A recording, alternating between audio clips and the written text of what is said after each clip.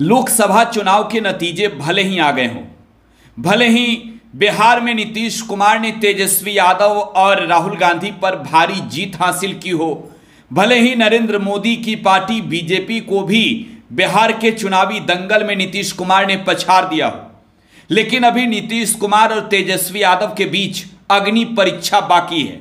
नीतीश और तेजस्वी में पास कौन होगा, यह अभी तय होना बाकी है।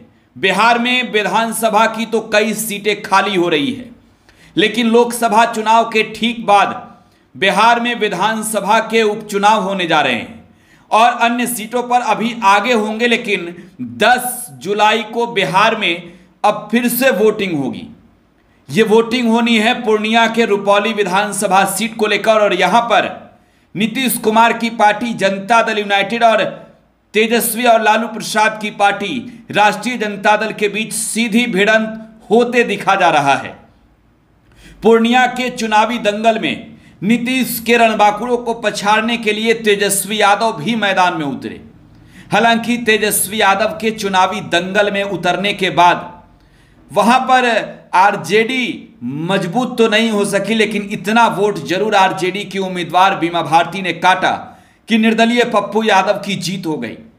लेकिन पूर्णिया के रुपौली विधानसभा सीट पर होने वाले उपचुनाव में एक और नीतीश कुमार की पार्टी जेडीयू के उम्मीदवार होंगे, तो दूसरी ओर तेजस्वी यादव की पार्टी आरजेडी के उम्मीदवार, और आमने सामने की लड़ाई छिड़ने वाली है।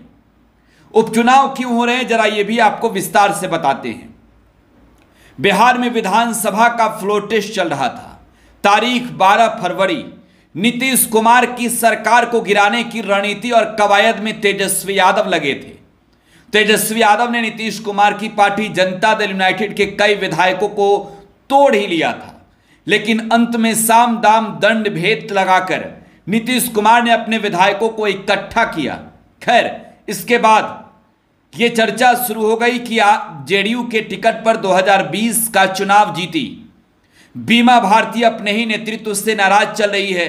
शाम तक यह खबर आई कि बीमा भारती के बेटे और उनके पति को पुलिस ने हथियार के साथ गिरफ्तार कर लिया है।